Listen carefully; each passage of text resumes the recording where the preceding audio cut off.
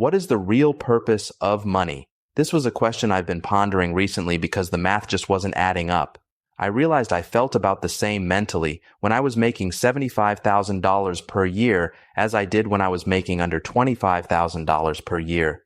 In one scenario, my rent was taking up more than half of what I earned, while in the other one, I felt like I had enough money to cover my living expenses and to buy pretty much whatever I wanted. But why didn't I feel differently when I was making more than double? Why is it that doubling my salary didn't double my happiness? I knew the research said that money doesn't increase happiness after a certain level, that once my basic survival needs were met, earning more wouldn't really change much. But the figure cited by research seems to be all over the place. If you ask people how much they would need to earn in order to be happy, the answer is always more than I make now. This is true whether that person earns $40K a year or $400,000 per year. Not only that, but we're also aware that the factors that truly contribute to human happiness don't require money at all. Things like good health, a sense of community, the satisfaction of overcoming challenges, and feeling in control of our lives. So why the disconnect? Why was I still grinding until I was exhausted and burnt out to earn more and more when the evidence slapping me in the face told me I was chasing a mirage? I realized that this was because we're not in touch with what we actually need to be happy, and our behavior around money is mostly tied to our beliefs and not reality. I was taught that working harder to make more than I make now would make me a more valuable and worthy person. I'm not worthy simply as I am. I have to earn it with a promotion, a higher salary, or a better degree. Someone who earns more money than me and lives in the nice part of town is more valuable than I am. But hey, at least I can look down upon others who earn even less than I do, so I can feel better about myself. This is what's normal. It's the script my family follows. The script all my coworkers, classmates, and friends follow. Normal, after all, is just what everyone else is doing. But what could possibly be considered normal about a system that measures our worth as human beings through our productivity levels and our spending capacity? Since I bought into this paradigm, I was unconsciously trying to fill the void within myself by chasing what everyone told me would make me feel whole.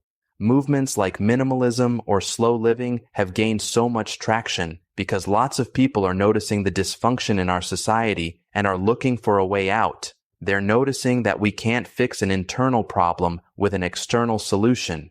This video is not about any one of those movements in particular, but simply about how to unpack our unconscious beliefs around money so we can let those go and find what's actually most important for each of us. Once you know your values, you will be able to live a lifestyle that works best for you and that actually brings you the sense of security, happiness, and fulfillment you were chasing in the first place. As always, the books I recommend for a deeper dive on these concepts are linked in the description. The first key for me was in understanding the concept of enough. This doesn't mean settling or getting more or less money. It simply means knowing how much is sufficient for me to live a life I love and can be proud of, both now and in the future. It's that sweet spot where all my basic needs are met and I have room for occasional luxuries, but there's nothing extra weighing me down. The mindset that allows me to drop the need to keep up appearances, to buy the latest technology, or to climb the corporate ladder. My goal started shifting from working more and earning more money to working the minimum amount needed to meet my basic survival needs so I could maximize the amount of free time I had to pursue whatever makes me feel most alive. We need money just to exist in this system, of course. But let's not forget that money is an exchange of value and not something valuable in itself. Our money isn't even worth the paper it's printed on. It's a collective illusion we've all bought into. We both agree this piece of paper is worth something. So when I give it to you, you give me something in return. But it doesn't have any meaning beyond that. What actually matters is whether I'm able to pursue what is most important to me, and money is simply a tool I can leverage to help me meet that goal. This mindset shift has fundamentally changed how I approach work and money. If my hourly salary is fixed, that means every dollar I spend is trading away my limited life energy. We're only here for a finite amount of time, If we live to 80 years old, that is just over 4,000 weeks, 960 months of life, and then we're done. If we spend most of our day working, that only leaves a short amount of time for those activities that actually contribute to human happiness. And that's in an ideal world. The reality is often much harsher. Many of us spend far more time on our jobs than the usual 9 to 5, and a significant portion of our free time is spent recovering from work so we can muster enough energy to do it all over again the next day. We're all forced to play the game of money because we need it to survive. But understanding that money is simply an exchange of our life energy reveals how society is playing the game against us. We're constantly told to hustle, to be productive members of society, to work harder and get a promotion or a better job because our salaries don't keep up with inflation. We're shamed for living paycheck to paycheck even though wages have been stagnant for decades and the price of everything keeps going up. We're pushed to constantly upgrade, to keep up with the trends, to consume. But by seeing each dollar through the lens of the hours of our life it took us to get it, we can see the game for what it is and make more informed choices about how we play. And the best part is that ejecting yourself from this game altogether is actually pretty simple. Every month, take a look at each of your expenses and ask yourself the following 3 questions. Did I receive fulfillment, satisfaction, and value from this expenditure in proportion to the amount of life energy spent? Is this expenditure of life energy in alignment with my values and life purpose? How might this expenditure change if I didn't have to work for money? Your answers might not always be clear, especially in the beginning, but that's okay.